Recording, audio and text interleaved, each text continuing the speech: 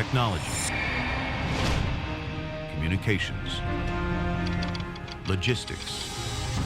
It's what happens behind the front line that will ultimately decide this battle for America's future.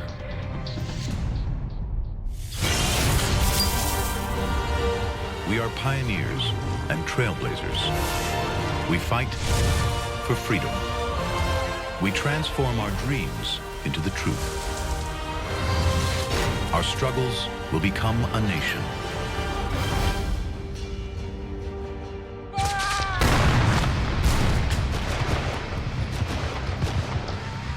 (1862).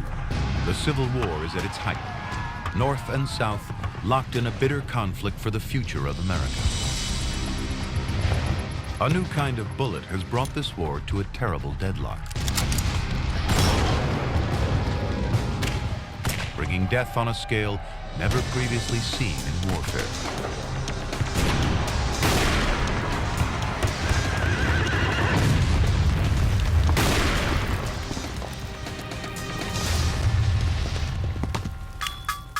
Here at a metalworks in Springfield, Illinois, molten lead is beginning its journey to becoming a lethal instrument of destruction. The bullet known as the Mini-Ball. This crude piece of lead is the primary reason for the unprecedented levels of slaughter in this war. Invented in France, just an ounce in weight and half an inch across, one person can cast 3,000 mini-balls an hour. Each one of these simple bullets can rip through a man's body in a fraction of a second. The mini-ball is used by North and South alike. Demand for this killer bullet runs so high that an entire industry springs up, supplying mini-balls to the front line.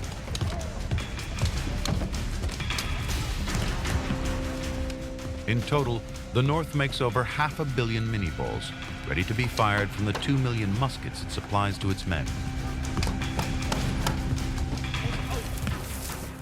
In many ways, the Civil War was the first modern war because it was the first war that took place after the Industrial Revolution had begun to transform our country.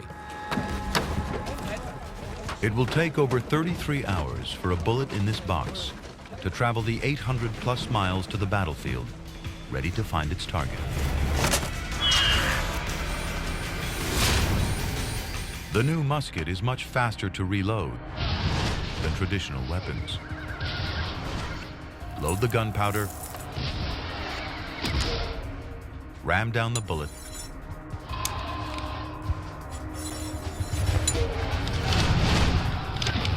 and it's ready to fire.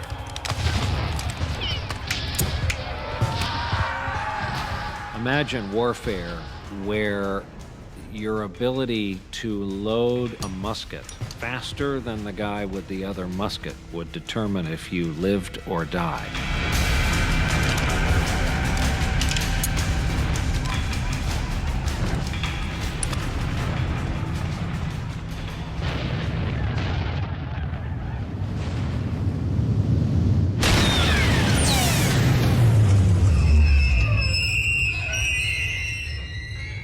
Grooves on the inside of the barrel, rifling, spin the ball toward its target.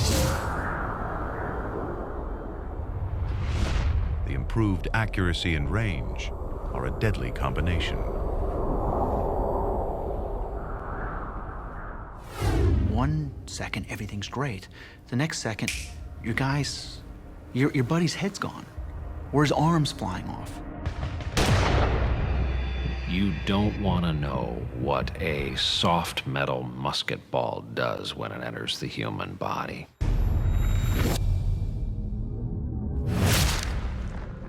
On impact, the bullet flattens out. Bone shatters and splinters.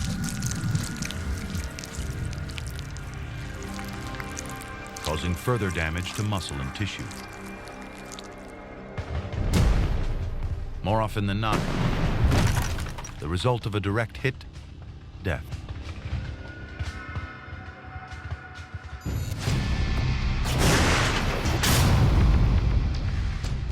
But for all the Mini-Ball's technological edge, the Army still uses traditional military tactics.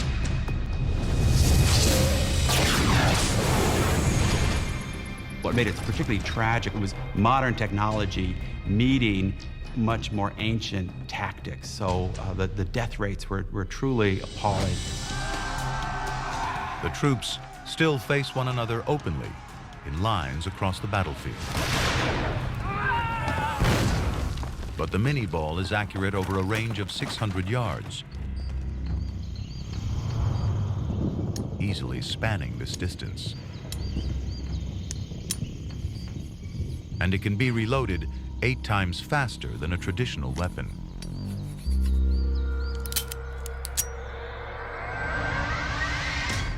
The effects are catastrophic.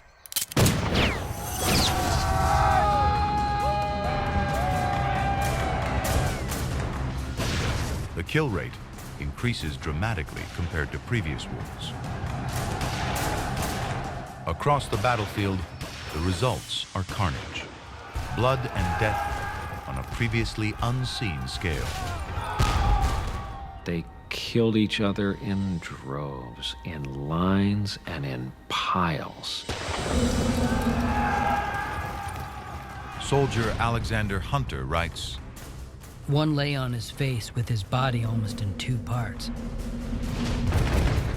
Another was shot just as he was taking aim. One eye was still open while the other was closed, and one arm extended in a position of holding his rifle, which lay beside him on the ground." the troops on both sides must live in the middle of this untold death and suffering. Horatio Chapman records the experience in his diary. The dead in some places were piled upon each other, and the groans and moans of the wounded were truly saddening to hear. Some were just alive and gasping, but unconscious. Others were mortally wounded and were conscious of the fact that they could not live long.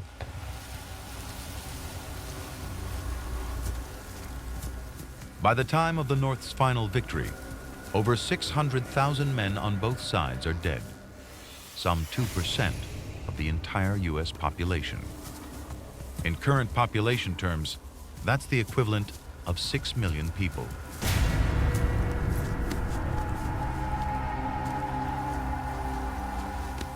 Almost half of the dead remain unidentified.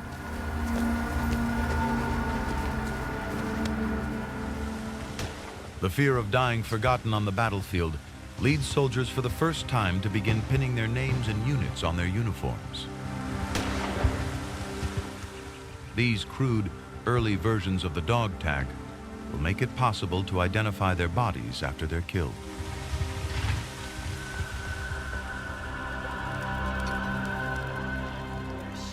For the first time, America's growing postal service means soldiers can write to their loved ones from the front. With none of today's military censorship, it allows soldiers like Robert Stiles to relay the terrifying realities of life on the front line. The sights and smells that assailed us were simply indescribable. Corpses swollen to twice their original size. Some of them actually burst asunder with the pressure of foul gases and vapors. Fueling this carnage lies the deep political animosity that has led to this war. In a bitter conflict that has pitted brother against brother, the South is determined to defend its independence and its system of slavery. But the North will not allow it to leave the Union of States. We fought and lost hundreds of thousands of men on both sides, fighting for what they believed was right. The unholy alliance of new weapons and outdated battle tactics means a body count on an industrial scale. The war is locked in a bloody stalemate. Neither side can land a decisive blow. In this bitter war of attrition, victory will come to the last man standing.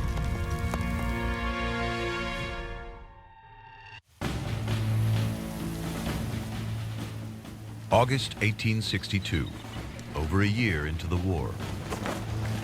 General Robert E. Lee's Confederate Army is readying to launch a wide-ranging assault against Union forces in Virginia.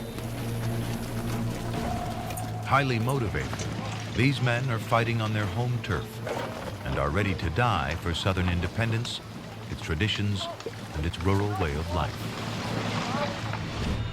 Its prosperity is built around a simple crop: cotton. Known as white gold, the South accounts for 2/3 of the world's supply of cotton. It brings extraordinary wealth to the southern states. But it is wealth built on the backs of slaves.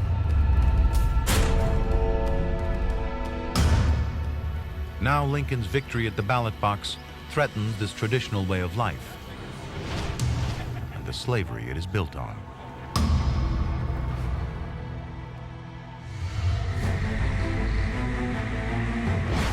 Rather than submit to Northern rule, the South decides to fight. They want a separate nation.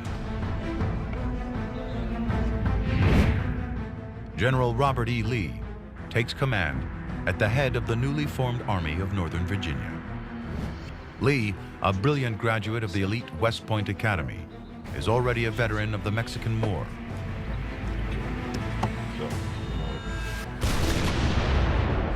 And highly regarded for his effectiveness on the battlefield. Lee could intuit the battlefield in a way that almost resembles Rommel in World War II or Patton. And as a result, he could sort of almost sense where the place would be to take the gamble and where to hit. Manassas, Virginia, 1862. Confederate troops gather ahead of the Second Battle of Bull Run. Lee's forces are heavily outnumbered. But this Virginia woodland is home territory these volunteer troops know like the back of their hand. Rigid training and strict discipline have turned them into a formidable fighting force. If you had been a betting man back then, you would have bet the South would have won. The South only had to hold its territory. The North had to come and take it away. The North had to be the occupying force, which is far harder to do.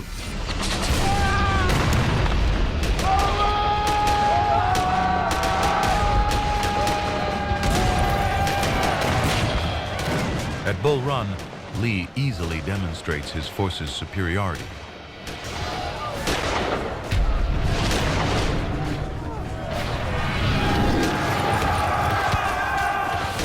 In one engagement lasting just 10 minutes, the Yankee 5th New York Regiment loses more men than any other regiment during the entire Civil War.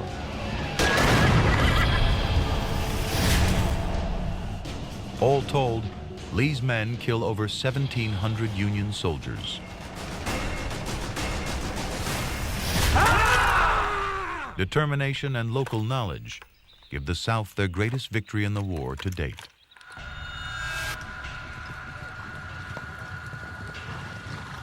But Lee and his commanders have underestimated the nature of this conflict and of their opponent, President Abraham Lincoln. Because Lincoln is fighting a totally new kind of war, and his Southern adversaries just don't get it.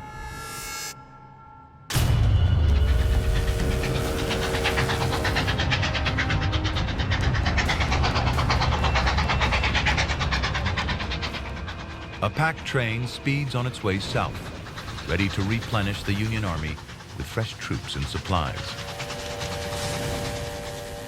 Lieutenant George Benedict writes home.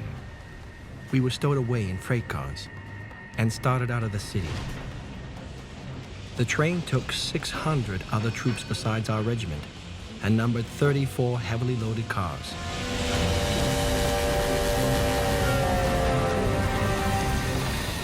The railroad, one of Lincoln's hidden weapons in this war.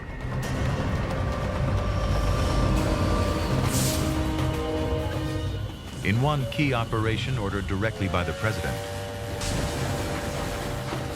25,000 fresh troops are sent on a 1,200-mile journey to the south.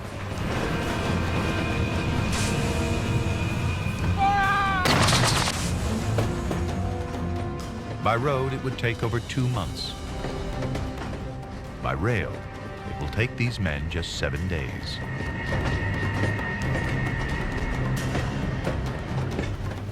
Following its introduction in the 1830s, America's rail infrastructure has gradually spread its tentacles across the country. Lincoln realizes it can revolutionize the speed of troop deployments.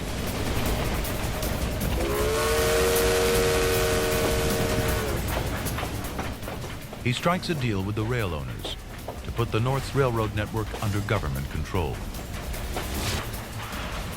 It turns the railroad into a weapon of war. Instead of armies being limited to the speed at which they could march, all of a sudden you had armies being able to move to the front by rail, and more importantly, supplies. Supplies and troops pour out of the North towards the battlefront.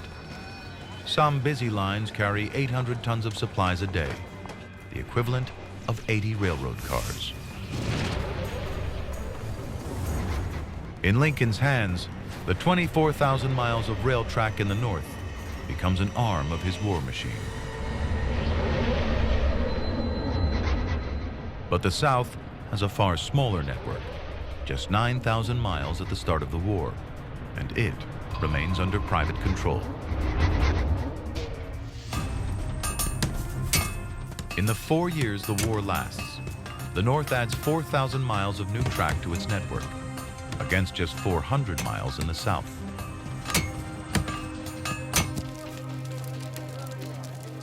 This inability to coordinate rail supplies will prove disastrous for the South. Even though they're just 30 miles from their capital in Richmond, in the winter of 1863, 4 rail links means Southern troops in Virginia starve.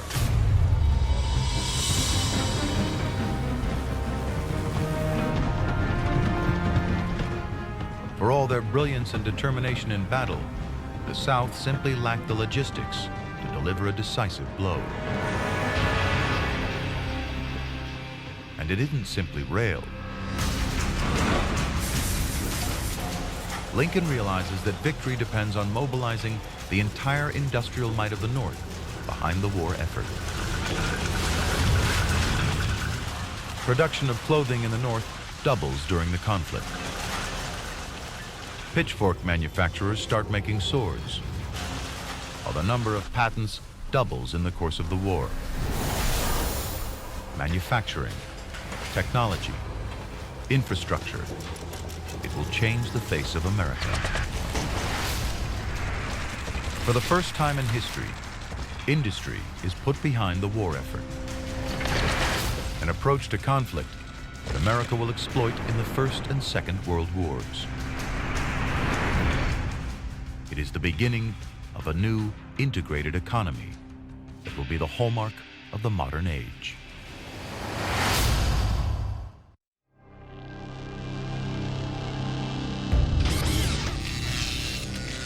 In a building just across the road from the White House is a small room that will become Lincoln's nerve center in this war.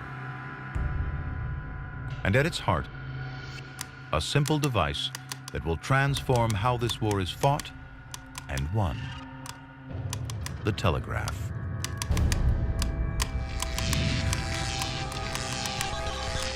The invention of Morse code in 1844 turns the telegraph into America's first tool of mass communication.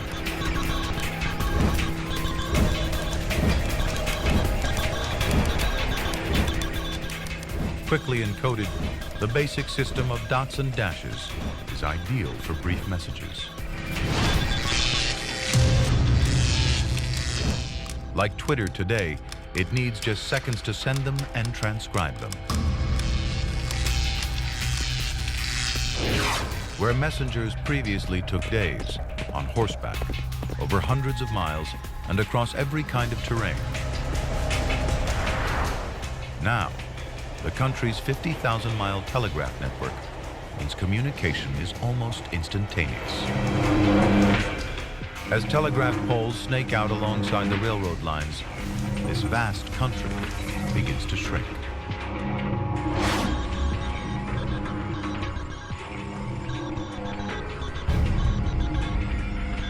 It will transform the nature of this war, as information and decisions can flow backwards and forwards at lightning speed. It became kind of the early version of email. Suddenly it was possible to get a message to somebody from St. Louis, to get a message to New York in a shockingly short amount of time. Lincoln immediately realizes the telegraph's potential as a weapon of war. He insists on the installation of telegraph lines directly into the War Department.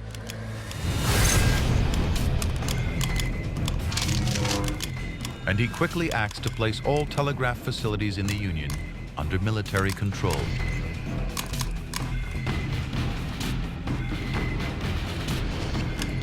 The telegraph office becomes the central hub of Lincoln's war operation, his command and control center.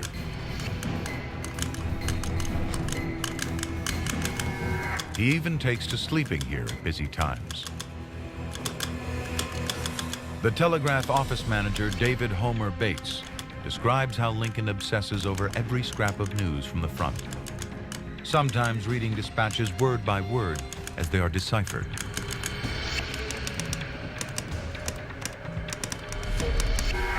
Lincoln's habit was to go immediately to the drawer each time he came into our room and read over the telegrams, beginning at the top until he came to the one he had seen on his previous visit.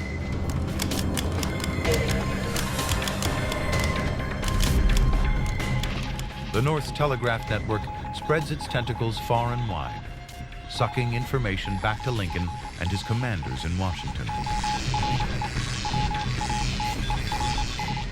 It gives him a vast strategic overview, providing him an unrivaled insight into his commander's tactical thinking. Lincoln himself was able to stay on top of literally hour-by-hour developments in the course of individual battles. That had never happened before.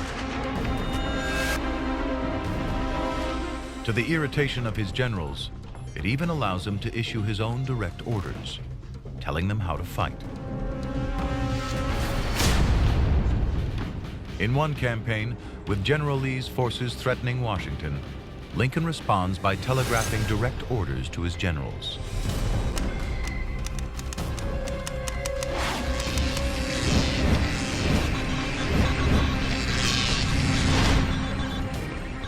The exposed position of General Banks makes his immediate relief a point of paramount importance. You are therefore directed by the President to move against Jackson at Harrisonburg. This movement must be made immediately. In the course of the war, Lincoln sends almost 1,000 telegrams from this small office.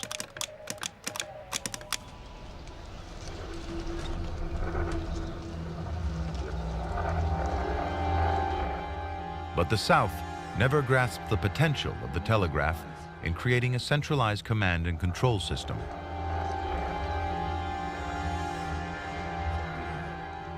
It means Southern generals like Lee must plan their battles without that kind of strategic overview.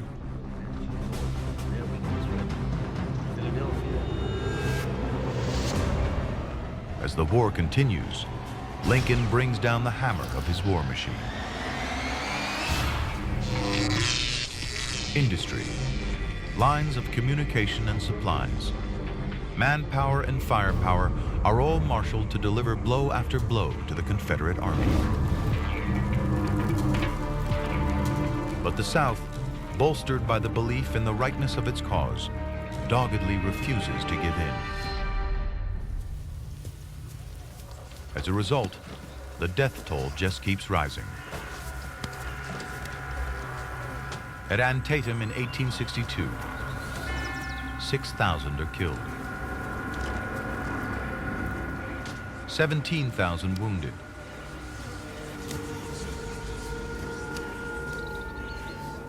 Over 4 times as many as during World War II's D-Day landings.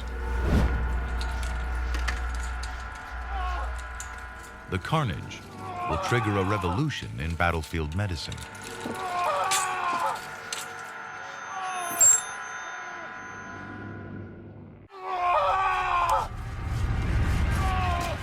Three-quarters of all operations conducted by Army surgeons during the Civil War are amputations. Letters from surgeon William Watson record what these battlefield ERs were like. Day before yesterday, I performed 14 amputations without leaving the table. I do not exaggerate when I say I have performed, at the least calculation, 50 amputations. There are so many severely wounded through the joints. There are so many operations yet to be performed. Surgeon Theodore Diamond describes the hideous wounds left by weapons like the Minié-Ball.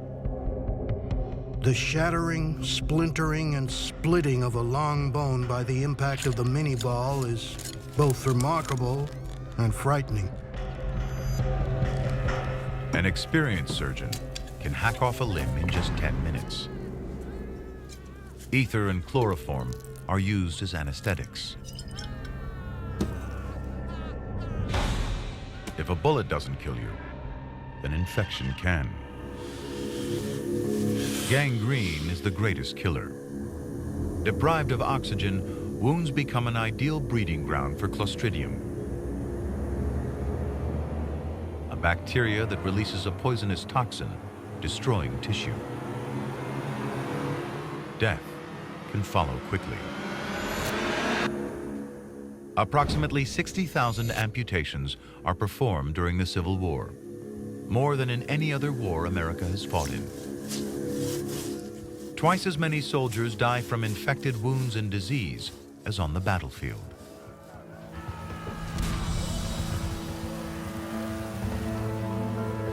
This unprecedented carnage forces a complete rethink of traditional battlefield medicine. Looking after the well-being of soldiers becomes as central to the war effort as the supply of guns and ammunition. Large numbers of women sign up as battlefield nurses. One of them is Clara Barton.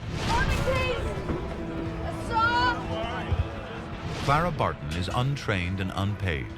When she starts, most nurses are men. It is a menial occupation. The remedies she proposes for the care of the wounded are simple, but revolutionary in their effect. They want food, clothing, shelter, medicines, and a few calm, practical persons to administer them. She insists the injured have a ready supply of clean bandages. First aid, the sorting of the wounded to put the most serious cases first. The Civil War brings in a series of innovations that form the basis of battlefield medicine to this day. 20,000 women sign on as nurses during the war. Clara Barton herself goes on to found the American Red Cross.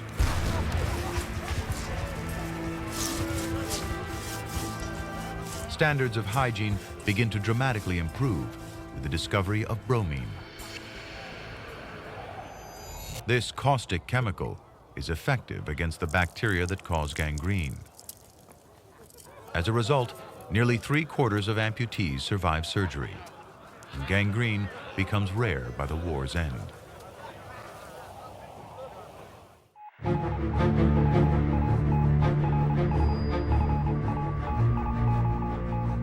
With the war dragging on without a clear end in sight, Lincoln is increasingly forced to fight on a very different front: the war for public opinion.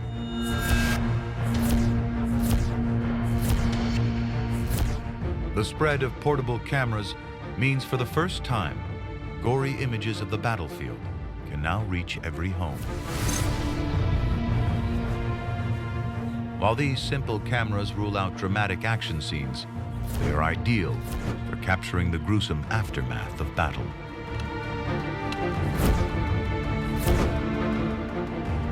As many as 1,500 photographers flood the battlefield. Their images are sold widely to members of the public for as little as 25 cents. It was war photography coming back from the Civil War that captured it in a way, made it real, and made people recognize the really extraordinary, unprecedented violence. America's growing newspaper mass media reproduces simple woodcuts of the images. More than 200 correspondents cover the war, filing over 100 million words of copy. This deluge of information about the war ensures the grim reality of this conflict is seared into the public consciousness. Never again will politicians be able to fight wars without public support. The war means a soldier is 5 times more likely to die than a civilian. Where families used to grieve for the dead at home, now men die on the battlefield. It forces a fundamental shift in the rituals surrounding death. Nat Bowditch dies on a battlefield in Virginia. Yet his family in Boston can still say goodbye to their son, killed 500 miles away.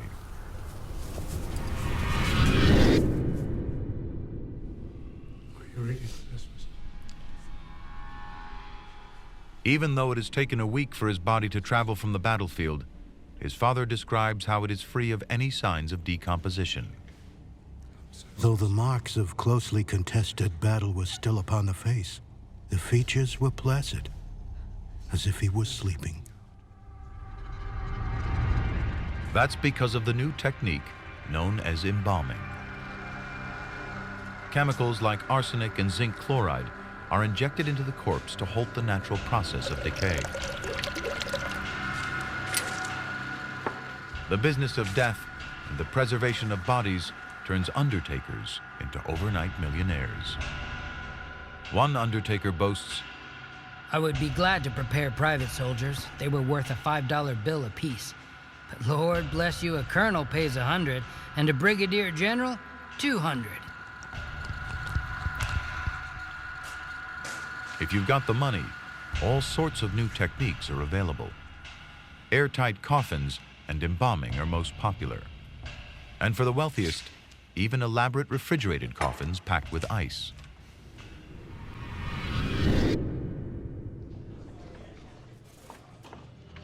The war drags on. Lincoln is determined to end it and abolish slavery. In September 1862, he gives the South an ultimatum: rejoin the Union. He threatens to forcibly liberate their slaves if they refuse. But the South, having tasted independence, does not want to rejoin a union where slavery would be at risk. They reject the ultimatum.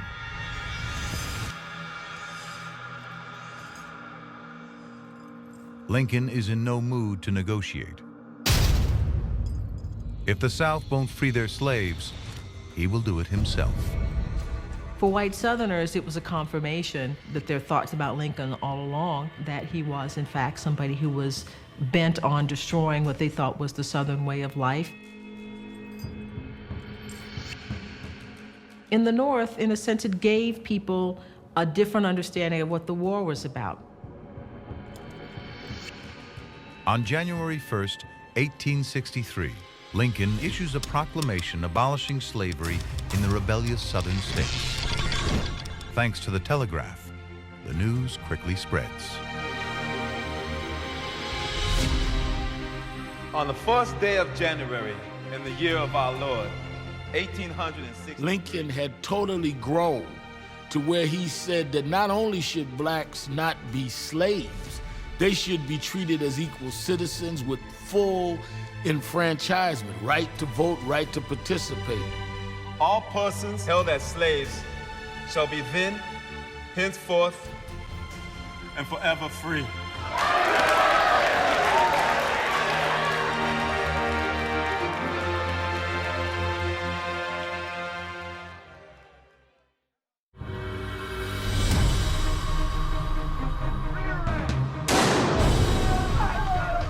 In the wake of Lincoln's emancipation of the slaves, black American soldiers rushed to enlist for the Union. Almost 200,000 sign up by the end of the war. General James Blunt describes their skill as fighters. I never saw such fighting as was done by the Negro Regiment. They make better soldiers in every respect than any other troops I have ever had under my command.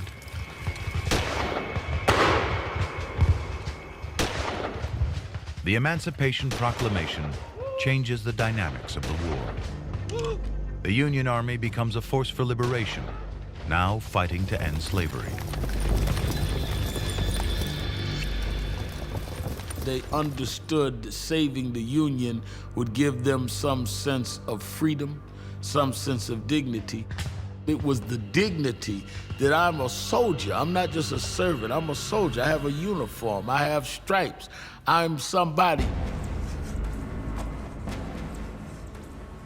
Lincoln follows the proclamation with his masterstroke. His address in 1863, dedicating America's first national cemetery for soldiers at Gettysburg, is perhaps the single most famous piece of political rhetoric in history. 77 years ago, our fathers brought forth upon this nation, conceived in liberty and dedicated to the proposition that all men are created equal.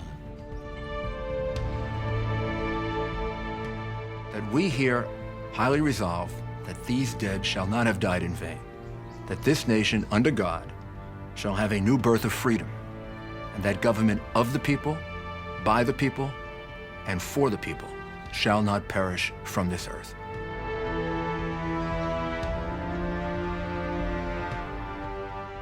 It is an emotional thing to think about people sacrificing, giving their lives for an ideal. And it's Lincoln at his absolute best. The genius, the simplicity that conveys a great amount. It's spiritual in a way. It's a hymn to America, and it's the hymn to the possibilities and the great sacrifices of this country. But in 1864, the war remains deadlocked.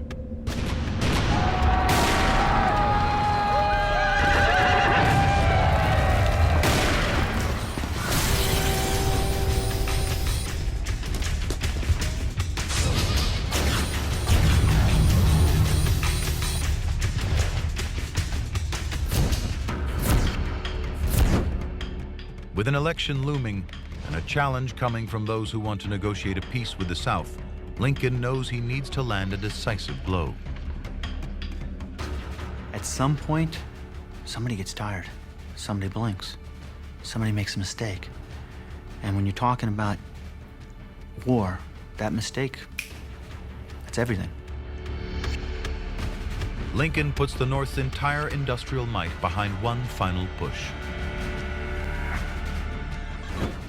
The man who will lead the charge from Chattanooga to Atlanta, William Sherman. His orders to stop for nothing. I would make this war as severe as possible and show no symptoms of tiring till the South begs for mercy.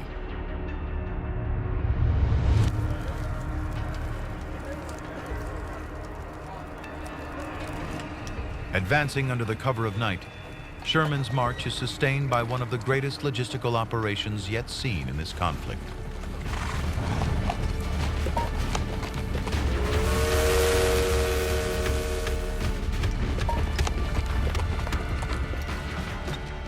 Sherman knows he needs to throw everything he's got at the Confederate Army. While he uses his own supply lines to maximum effect, he destroys those of the South, ripping up their railroad and bending it beyond use.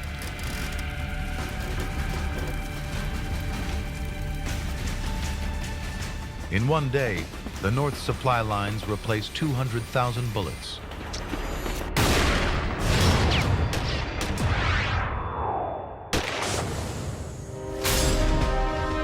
While the South is left scavenging on the battlefield for spent rounds, food, even old boots.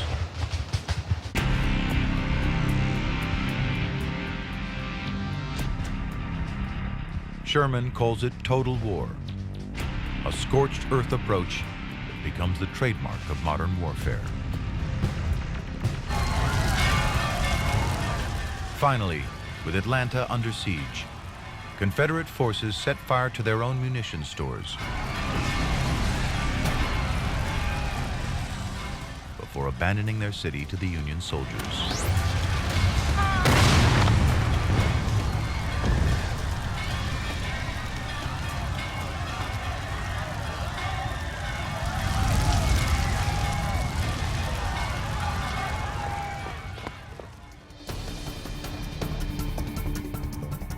Sherman's tactics of total war have won out. His victory helped secure Lincoln's election in the fall. With Atlanta in ruins, he just keeps going, now launching what will be his final assault, the March to the Sea. In the 19th century equivalent of shock and awe, 62,000 Union soldiers wreak a 60-mile wide path of destruction across Georgia. From Atlanta to the coast at Savannah.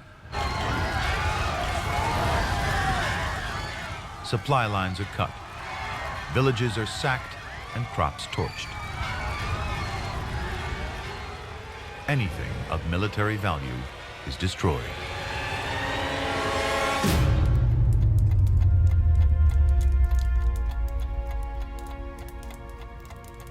Within 6 months, General Lee has tendered the Confederate Army's surrender.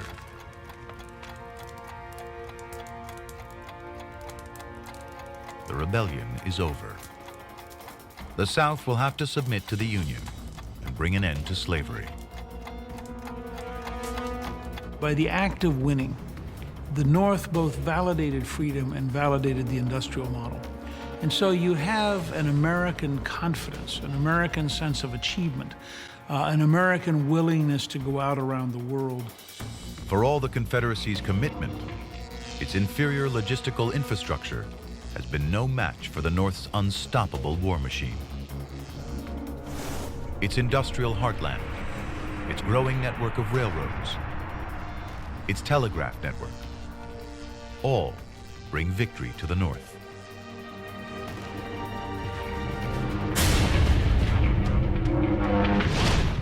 Within a week, Lincoln lies dead from an assassin's bullet. But America has pulled back from the brink. The nation is once again united. And out of that unity now grows a modern industrialized economy that will reach right across this great continent.